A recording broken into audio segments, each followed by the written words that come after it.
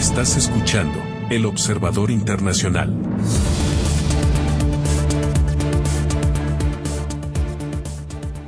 Bienvenidos a un nuevo episodio del Observador Internacional. Mi nombre es Horacio Cavach y como cada semana nos encontramos con el Observador Internacional, Muki Tenenbaum. Muki, querido, ¿cómo estás? Muy bien, ¿y vos? Bien, muy bien. ¿Dónde te encontramos en este momento? En Francia todavía. Bien, muy bien. ¿Cómo está Francia en este momento? Estamos hablando segunda semana de septiembre del año 2024. Bueno, mirá, finalmente Macron tuvo que nombrar un primer ministro, nombró un primer ministro conservador. La izquierda se sacó porque dijo nosotros ganamos. No es verdad, las elecciones se ganan solo si tenés mayoría en el Parlamento. Allá es un sistema mixto presidencial y parlamentario, pero las elecciones fueran parlamentarias. Quiere decir que necesitas el 51% o el 50 más 1 dentro del Parlamento. Uh-huh. Y la izquierda no sacó eso, sacó lo que llaman una pluralidad, el 40 y pico. Y entonces Macron decidió poner un hombre de centro derecha, Barnier, que fue también el negociador de Brexit, y con el apoyo de muy chico del centro derecha, de su propia gente, y apostando a que Le Pen lo va a apoyar en caso de que traten de tirar abajo el gobierno de Barnier. Y Le Pen dijo de que ella no tuvo nada que ver, pero yo supongo que sabe lo que está haciendo y no creo que se haya tirado la pileta así nomás. Así que está todo el mundo esperando a ver qué pasa cuando llegue un momento en el que el primer ministro tenga que conseguir la mayoría en el Parlamento. Así que está todo el mundo esperando. Momentos interesantes. Muki, te propongo un tema de conversación que tiene que ver con la situación de rehenes. Habitualmente cuando se habla de rehenes uno piensa, o por lo menos en los últimos tiempos, piensa en los rehenes que están en Franja de Gaza, estos ciudadanos israelíes que fueron secuestrados y trasladados a la Franja de Gaza. Pero con el correr de los días hemos visto que no solamente los grupos terroristas tienen rehenes, sino que los países tienen rehenes. ¿Estoy exagerando? No, para nada. A ver, para que la gente tome rehenes, para que los terroristas tomen rehenes o los estados tomen rehenes, tienen que creer que del otro lado la gente va a evaluar la vida del rehén más que la vida de alguna otra persona que tienen del otro lado, ¿sí? O para poder cambiar una política. Te voy a dar un ejemplo. Rusia cada tanto agarra a alguien, en este caso agarraron a un periodista del Wall Street Journal, lo acusaron de espionaje, le hicieron juicio, le dieron cadena perpetua, esperando que Estados Unidos y Alemania, por un lado, liberen espías, verdaderos espías, pero más aún criminales que Rusia está interesado en su liberación. En este caso, en Alemania, tuvo que largar a cambio del rehén Evan Gershkovich, que tenían, lo intercambiaron los americanos por espías y además por un asesino que mató a un checheno en Alemania y le dieron cadena perpetua y lo tuvieron y lo entregaron. Esto lo hace Rusia, lo hace China lo hace bastante seguido, lo hace Cuba, lo hace Venezuela, con Venezuela ya ocurrió también, lo hace Irán muy seguido, para Irán es un tema ya de mucho tiempo, y lo hacen las organizaciones terroristas, y en el caso de las organizaciones terroristas, lo que buscan no solamente intercambiar terroristas por rehenes, sino que incluso hacer cambio de políticas, obligar a un país a cambiar una política. Esa es la idea de los rehenes, y como te dije, lo tienen los estados y lo tienen los grupos terroristas como como Hamas, que en este caso tiene los rehenes israelíes, ¿no? Uh-huh, sí, claro. No, estoy pensando en lo peligroso que se torna cuando un estado acepta esta clase de intercambio, porque por un lado, como vos bien planteabas, le alcanza a Rusia Rusia como ejemplo, ¿no? Inventar una causa judicial contra un ciudadano americano, detenerlo y usarlo como moneda de intercambio por un verdadero criminal. A ver, ¿cuál es el fondo de esto? Al principio acordate que ya desde tiempos inmemorables la gente intercambiaba prisioneros de guerra, ¿sí? Había una guerra, no terminaba definiéndose y entonces los prisioneros de guerra de un país se intercambiaban por prisioneros de guerra de otro país. Esto era normal, era la forma a la cual estábamos acostumbrados. Después también empezaron a intercambiarse los espías. Y hay muchos famosos espías reales de los dos lados, especialmente cuando empezó la era de Stalin en adelante. Los americanos que ellos tomaban, incluso un piloto americano que cayó en tierra rusa, que vino a espiar con el avión de él, con el U-2, se intercambió por espías rusos que vinieron y robaron secretos atómicos en Estados Unidos. Este intercambio ocurría y los intercambiaba antes de la caída del muro de Berlín. Era toda una cosa muy teátrica, de mucho teatro, se intercambiaban en Berlín, pasaban uno de un puente del lado y el otro del otro, una cosa muy, yo te diría, casi romántica, ¿no? Pero esto empezó a cambiar cuando se dieron cuenta de que hay cada vez menos y menos, yo te diría, tolerancia al dolor y al sacrificio. Entonces, cuando, por ejemplo, esto empezó a ocurrir con Israel, por ejemplo, cuando Hamas o Hezbollah tomaban primero prisioneros de soldados y luego directamente los secuestraban, y el intercambio ya no era 1 a 1, sino Israel intercambiaba a veces 1.000 prisioneros terroristas que tenía en sus cárceles por una persona. Esto le pasó a Gilad Shalit, uno de los soldados que fue secuestrado por Hamas. Así que esto se fue deformando, ¿entendés, Horacio? Uh-huh. Sí, claro. No, y estoy pensando en el costo político para ese Estado que acepta intercambiar un prisionero por 1.000. Bueno, el costo, una de las formas de mirarlo es mirar cuánto vale cada prisionero israelí, vale 1.000 de los gazatíes, ¿no? Claro. Pero el tema es que Israel tiene Israel especialmente, pero otros países también ya hoy, tienen una cosa de que nosotros vamos a hacer cualquier cosa para cuando hay prisioneros en manos de otros, especialmente prisioneros de guerra, para intercambiarlos. Y por supuesto un soldado por 10.000 o por 1.000, si bien sigue siendo bastante loco, sigue siendo igual, pensalo, la fórmula es la misma, ¿sí? Es soldado por soldado. Ahora, cuando se empiezan a secuestrar personas, ya se parece a los montoneros. Uh-huh, yo te recuerdo, ¿sí? En la Argentina, yo te voy a contar algo, mi padre fue secuestrado, es algo que yo viví como hijo, ¿no? Y así como mi padre fue secuestrado, fueron secuestrados montones de personas a cambio de dinero, ¿sí? Directamente, no pedían la liberación de nadie. Así que los secuestros mafiosos, por llamarlo de alguna forma, se hicieron moneda común en los movimientos terroristas, especialmente en América Latina, ¿no? Claro, pero acá lo peligroso es que no hay dinero de por medio, sino que lo que estás intentando y logrando es liberar gente absolutamente peligrosa, porque lo que vos estás contando es, probablemente aumenta la cantidad de civiles que tienen como secuestrados y a cambio lo que se recupera es la libertad de terroristas, asesinos, delincuentes que vuelven a entrar en el sistema. Así es. Y el problema está cuando vos negociás con terroristas. Yo te doy un ejemplo que pasó hace poco y no tiene rehenes en el sentido original del tema. Taylor Swift, te recuerdo, tuvo que cancelar 2 conciertos porque agarraron 2 chicos que estaban preparando dos muchachos que estaban preparando un ataque terrorista terrible. Iban a atacar a un estadio lleno con 200.000 personas. Algo terrible iban a hacer. Y entonces ella canceló los conciertos. Uh-huh. Ahora, vos entendés que la idea de los rehenes, en ese sentido, no fue para eso que se cancelaron, pero se cancelaron por eso.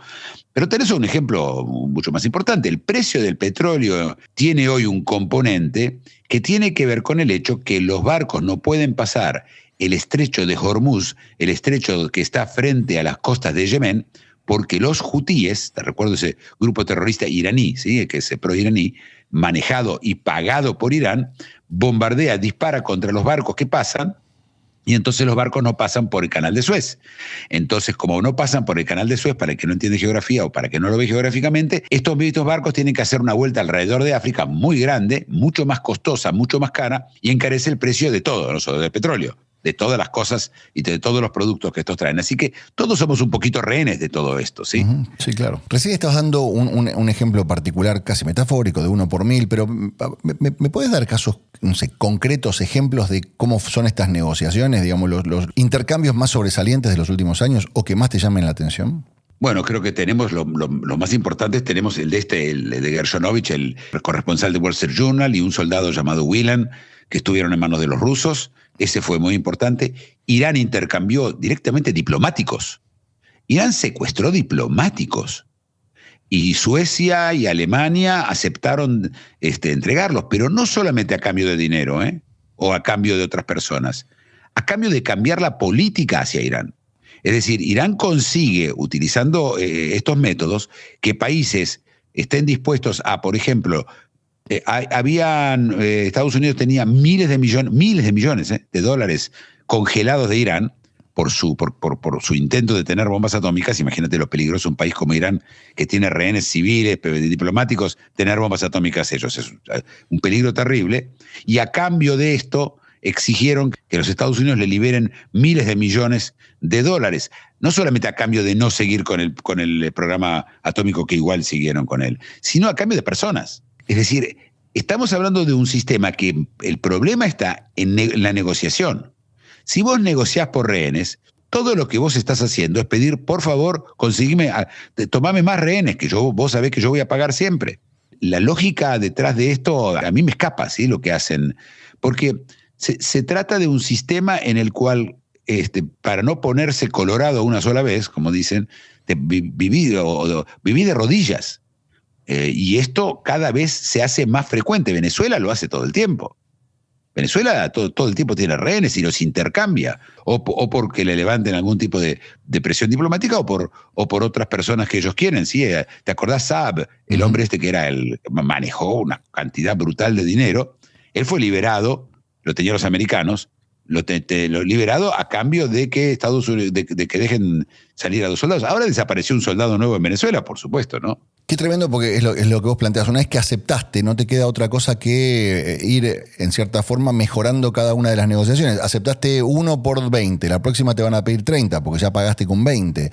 ¿Cómo? Y esto me hace pensar, en un capítulo que hemos conversado en algún momento, de, en cierta forma, la legislación internacional. Digamos, ¿qué pasa? El mundo mira cómo hay países que comercian con personas, digamos, es tráfico de personas. ¿Cómo puede ser que se permita, que se tolere y que no haya sanciones? La respuesta es: si pones sanciones, te secuestran más personas para que las saques. La única forma de resolver este problema es no negociando, o tomando incluso represalias. Yo te doy un ejemplo. En este momento, el tema de los rehenes más importantes que hay es el tema de Israel y Hamás. Lo que hace Hamás es exigir, a cambio de los rehenes, que Israel cambie su política, que Israel se retire de la Franja de Gaza para que jamás pueda volver a rearmarse. Esa misma organización que dijo que lo que hizo el 7 de octubre, cuando pueda lo va a volver a hacer. Y lo que hacen es, y mirá qué interesante o qué terrible, llaman por teléfono a las familias de los rehenes israelíes que están en manos de ellos y los amenazan con matarlos. Como los montoneros por plata, ¿sí? No hay ninguna diferencia. Y entonces cuando Biden quiere ser, o Kamala quiere ser reelegida en Estados Unidos, entonces ella quiere conseguir un acuerdo de cese de fuego y básicamente el intercambio de rehenes por algo que el resultado para Israel podría ser, yo no lo quiero aseverar, pero esto es lo que dice el primer ministro, podría ser que vuelva a surgir el mismo Hamás que atacó y se llevó a 1.200 personas. Mató a 1.200 personas. Se llevó a cientos de personas, cientos. Chicos, bebés. Hasta ahora, los rehenes era un tipo que visitaba Moscú, ¿sí? Y lo agarraban y decían que tenía marihuana, o era un corresponsal que estaba en Moscú porque quería. Esto no, entraron a un lugar, se llevaron a los chicos, ¿sí? Y a cambio de ellos exigen no que liberen a casi todos los terroristas que Israel tiene, no.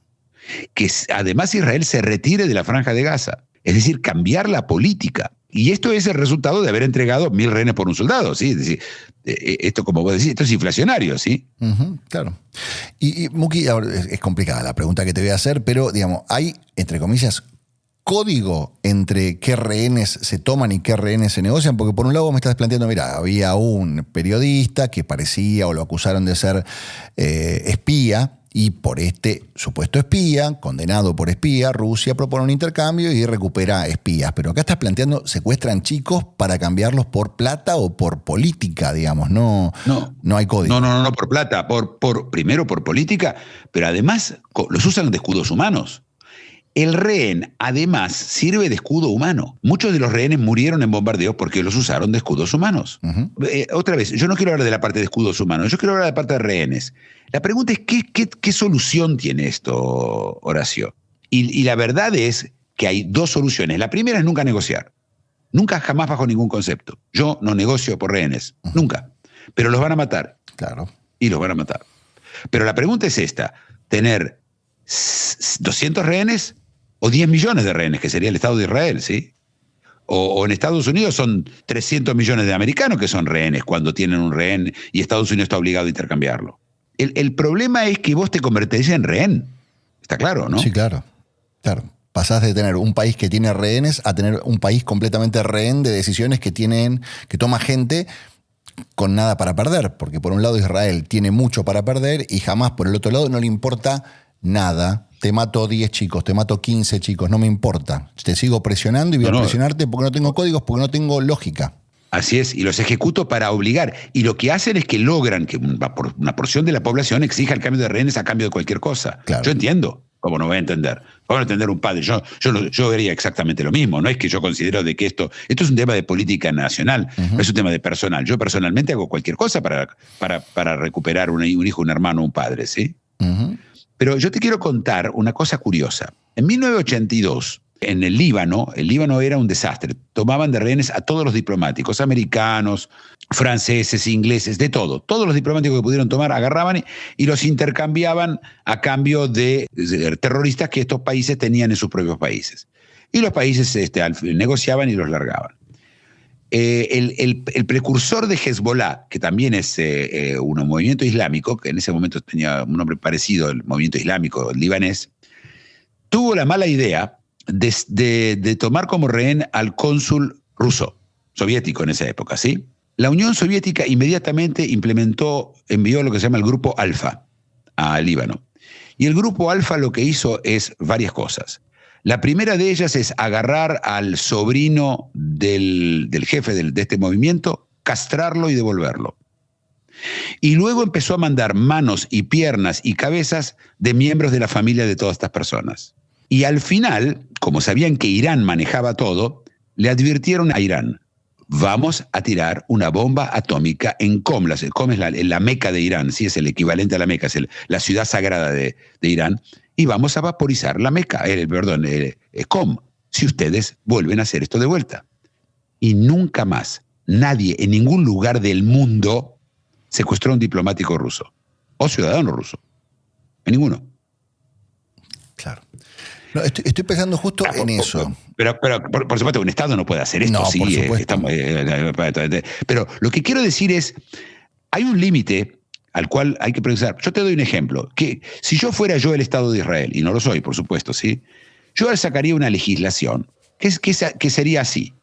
Toda terrorista que yo atrapo y que tiene sangre en sus manos, ¿sí? No un burócrata del terrorismo o alguien que reparte propaganda, sino los que tienen sangre. Y les pongo una condena condicional.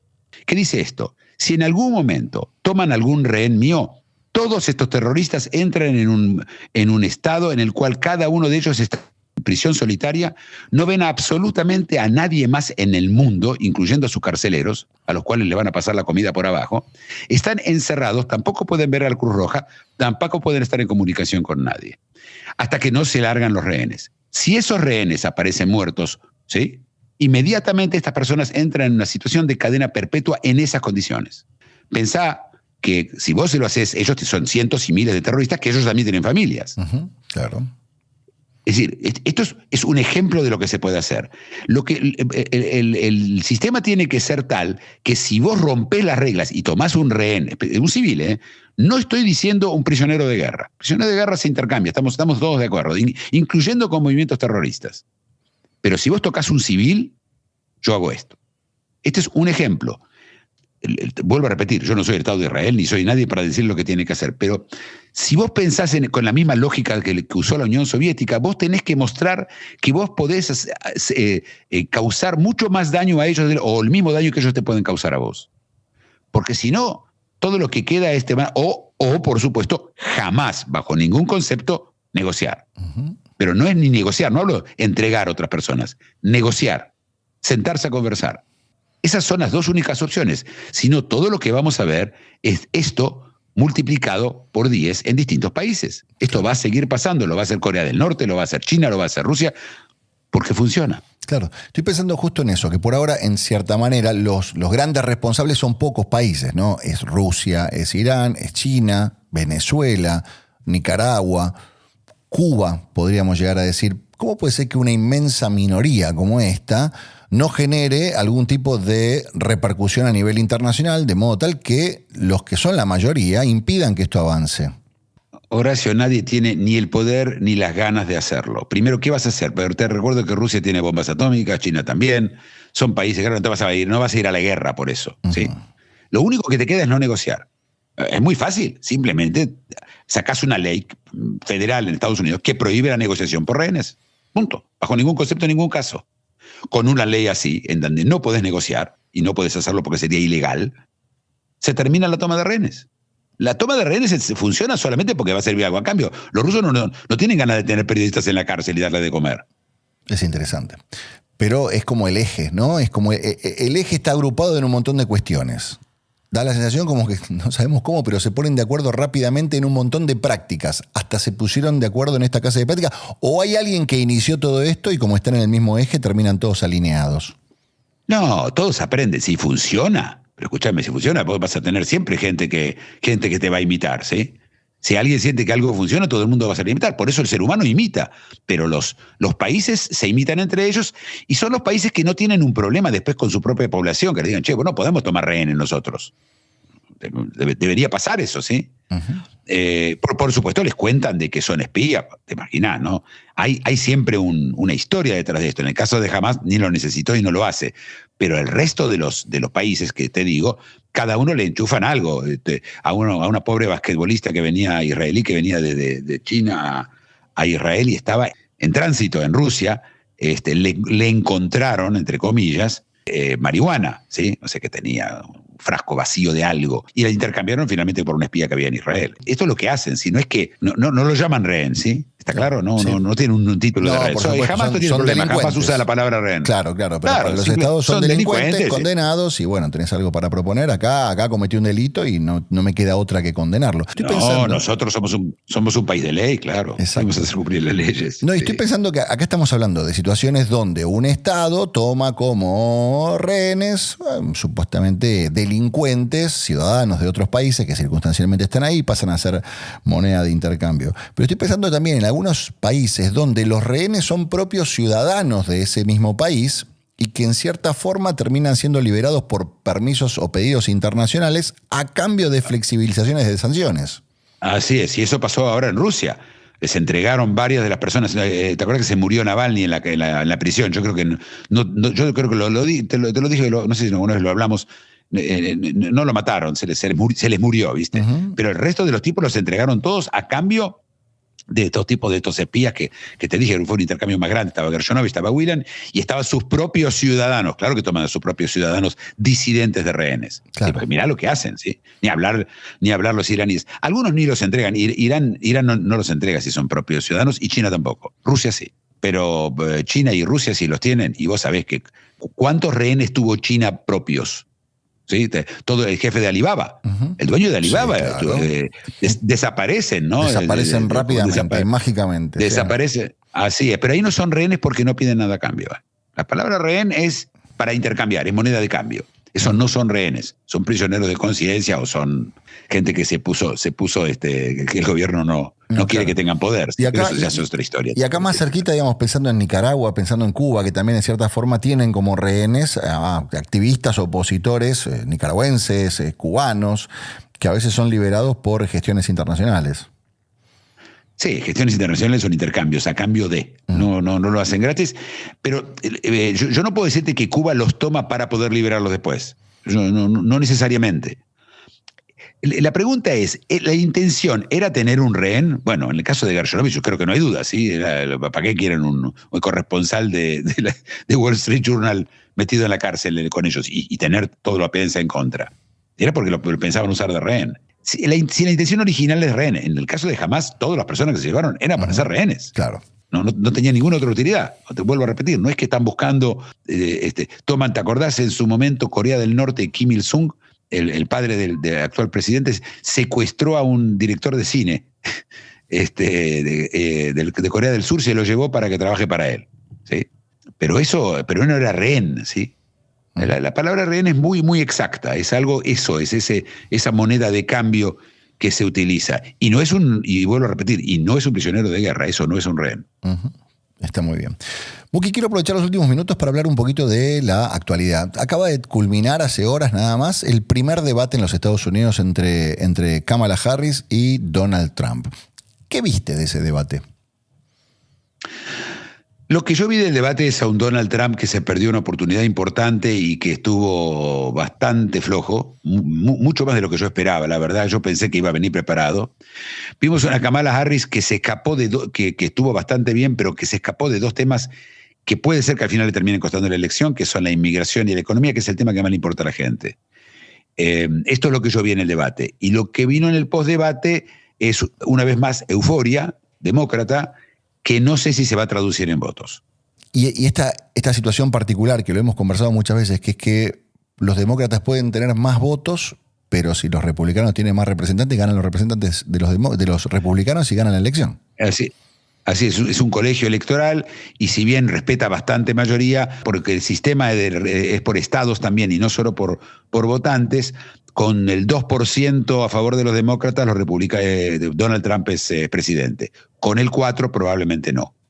Y con Hillary Clinton ella sacó el 2% más que él, y Biden en la última elección sacó el 4%. Así que ella por ahora está en el área del 2%. Y vamos a ver si puede llegar a ese 4 o no. Por ahora no parece, pero todo puede pasar. Faltan 2 meses y ellos están muy, muy emocionados, los demócratas. Bien, bueno, vamos a estar atentos a todo lo que sucede en el planeta y especialmente también en lo que puede llegar a suceder en los Estados Unidos. Muki, ¿dónde te encontramos la semana que viene? Todavía en Francia, pero dentro de 2 semanas voy a estar en un lugar muy especial. Ya les voy a contar cuando hablemos. Ah, muy bien, bueno. Dejamos este saludo con incógnita. Que tengas una buena semana, Muki. Gracias, un abrazo y nos hablamos la semana que viene. Perfecto. Esto fue El Observador Internacional con Muki Tenenbaum. Mi nombre es Horacio Cavac y los esperamos en el próximo episodio.